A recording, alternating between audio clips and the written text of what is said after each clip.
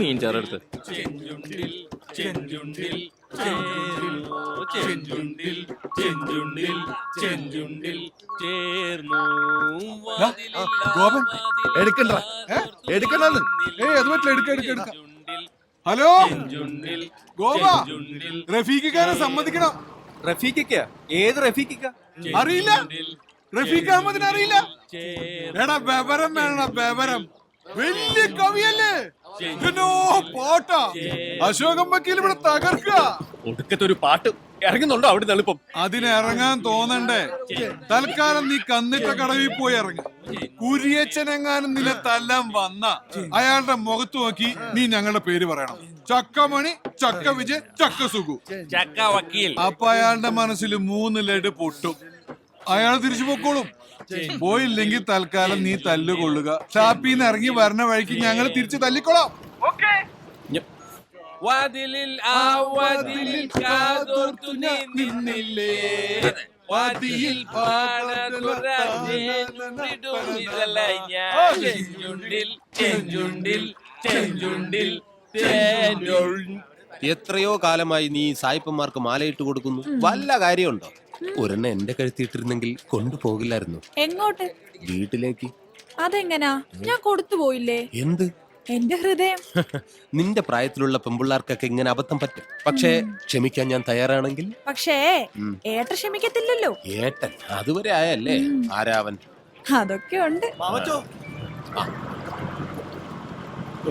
എന്തായി? സംസാരിച്ചു തുടങ്ങിയുള്ളൂ, ഒന്നും ആയില്ല. അതല്ലടോ ആ കുര്യച്ചന്റെ കാര്യം. ആളവിടെ എത്തിയ? ഇല്ലല്ല, നീ വാ. Please come come come my village. Welcome. Namaste. Thank you. Namaste. Namaste. പെട്ടെന്നാട്ടോ. Thank you. Come come. This is my village and that is my office. ആ വള്ളത്തിൽ വരുന്നത് നിനക്കുള്ളതാ. കുര്യച്ചന്റെ ആൾക്കാരാ. നീ പേടിക്കണ്ട, ഓടിക്കോ. അവന് വഴിയറിയാം. Hey man, what's going on? Why is he running? What happened? ഗോപന്റെ കൂടെ ഓടിയോ മതിയായിരുന്നു. എങ്ങനെ പറഞ്ഞ് മനസ്സിലാക്കാം? നീ രക്ഷപ്പെട്ടോ. മാമച്ചാ. ഞാൻ ഇവിടെ ഉള്ള ആളല്ലെന്ന് പറ. He will be back. Please come.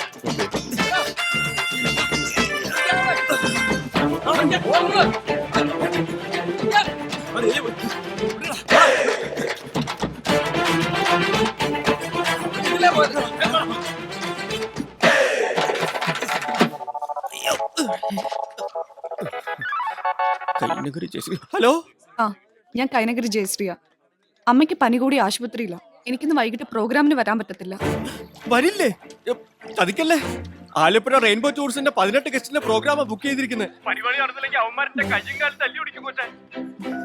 Hello hello hello.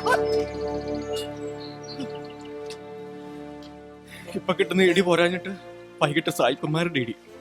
നാളെ ആലപ്പുഴ ബോട്ട് ചട്ടിയിൽ ഇറങ്ങുമ്പോ റെയിൻബോക്കാരുടെ ഇടി. ആഹാ, ഇടിയുടെ പെരുന്നാളായിരിക്കും. ഹലോ മാമച്ച. എടാ, കൈനഗിരി രേവമ്മ ഒരു ഹാർട്ട് പേഷ്യന്റ്. ഓ, അവർക്ക് ഹാർട്ടില്ല എന്നുള്ളത് ഇന്ന് എനിക്ക് മനസ്സിലായി. അതെന്താ? അല്ലെങ്കിൽ ഈ കൊലച്ചതി അവരെന്നോട് ചെയ്യും. എന്ത് പറ്റി? പറ്റിയൊരു മോളും. അവൾ ആരാന്ന് അവളുടെ വിചാരം?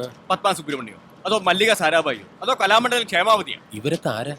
അറിയില്ല. ഇല്ല. പിന്നെ താൻ എന്തോന്നും മാങ്ങാത്തൊലി മാമച്ചനാണോ? അതെ, കെ ബ്ലോക്ക് ശാരദ, മഞ്ഞക്കിളി സുഭദ്ര, ജട്ടി രമണി, ഇവരെയൊക്കെ നിനക്കറിയോ? ഇല്ല. ആ, ഇതാ പറഞ്ഞ എന്റെ ഫ്രണ്ട്സിനെ നിനക്കും അറിയില്ല, നിന്റെ ഫ്രണ്ട്സിനെ എനിക്കും അറിയില്ല. ഞാൻ പറഞ്ഞതേ ലോക പ്രശസ്ത നർത്തകികളാ. എന്നാ ചെല്ല്, നിന്റെ ആ പ്രശസ്തരെ കൊണ്ടുവന്ന് നിന്റെ ഉണക്ക ബോട്ടിൽ നൃത്തം ചെയ്യിപ്പിക്കും.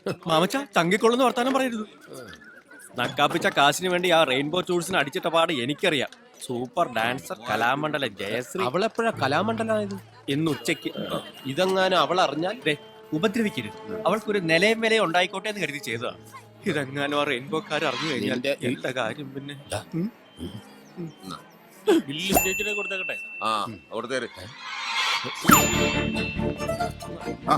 എങ്ങോട്ടാ? ഒന്നും പറയണ്ട, ഇന്ന് 18 പേരുടെ ഗ്രൂപ്പാണ്. ഡോക്ടറെ കൊണ്ട് നടക്കുകയല്ല. പോട്ടെ.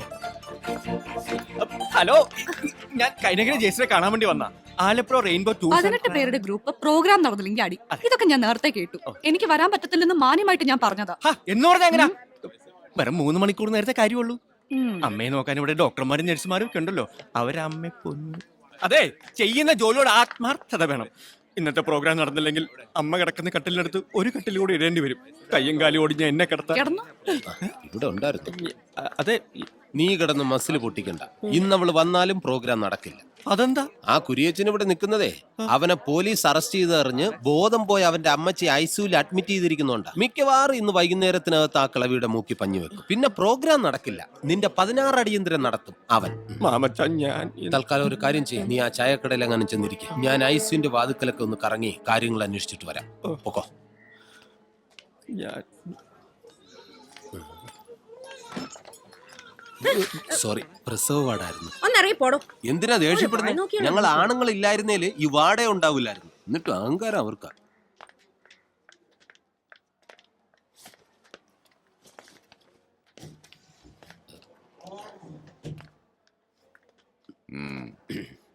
അമ്മച്ചിക്ക് എങ്ങനെയുണ്ട്?